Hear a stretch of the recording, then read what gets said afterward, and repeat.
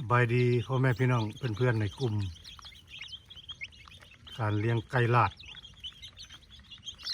ตัวนี้เป็นการขั้นตอนอนุบาลไก่น้อยเนาะแตกได้ประมาณ3 มื้อ5 มื้อนี่แหละก็จะเจอปัญหาคือช่วงนี้ก็อากาศครึ้มเนาะอากาศครึ้มอากาศบด ไก่บกแข็งแหงเนาะปีกตกสาเหตุน่าจะเป็นน้ำอากาศหรือสิเป็นน้ำหัวอาหารเนาะตื่นเช้ามาก็จะพบปัญหาใหญ่ก็คือท้ายเป็นเลือดเนาะท้ายเป็นเลือดในสาเหตุนี้บ่ฮู้ว่าเป็นน้ำอากาศหรือเป็นน้ำหัวอาหารคันว่าเรื่องแมลงหรือแมงวันมันอย่างก็คือบ่มีนะช่วงนี้บ่มีแมงวันเนาะยังหาสาเหตุบ่เจอแต่ว่าท้ายเป็นเลือดแล้วก็ตายเสียบพลันเลยเนาะนี่สิให้พี่น้องเบิ่งเด้อพี่น้องเด้อนี่ตายเลยพี่น้องกลายเป็นเลือดเห็นโบแดงเบิดนี่เห็นบ่พี่น้องเห็นบ่แดงเลยนี่แดงเป็นเลือดให้เห็นเลย2-3 วันแล้วนี่เป็นมานี่2-3 วันแล้ว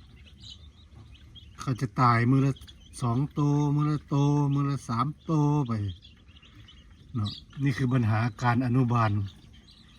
ไก่น้อยที่มันเจอโรคเนาะอันนี้เป็นไก่ลาดไก่พื้นเมืองเฮาเด้อไก่บ้านแต่ตอนนี้ยังหายามาให้กินอยู่เนาะแต่บ่ฮู้สิใช้ยาตัวใดเนาะ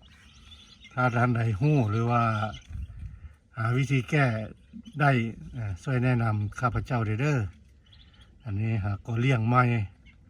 ยังบ่ฮู้สาเหตุยังบ่ฮู้ยาเนาะก็รบกวนเพื่อน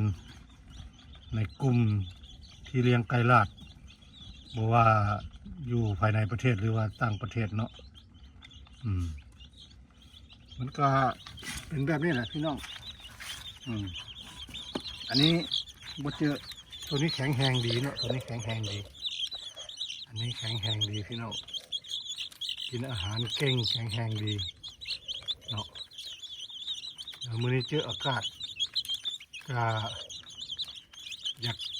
ปีกตกจังหน่อยเนาะอากาศครึ้มคล้ายๆจะมีฝนเนาะมาอีกอันนี้ก็เป็นเป็ดน้อยเนาะขออนุญาตบ่ตัดคลิปเด้อพี่น้องเด้อกันขออภัยเพราะว่าเอาเลียวเลยเนาะเป็ดน้อยอันนี้ก็กินอาหารเก่งแต่บ่หันเจอโรคเนาะตัวนี้เนาะบ่น่าจะเจอโรคเนาะอันนี้ก็ขอคำแนะนำจากเพื่อนๆพ่อแม่พี่น้องเด้อผู้ใดมีวิธีการแก้โรคท้องบิดหรือว่าท้ายเป็นเลือดเนาะแนะนำได้ว่าใช้ยาตัวใดเนาะขอบใจเด้อ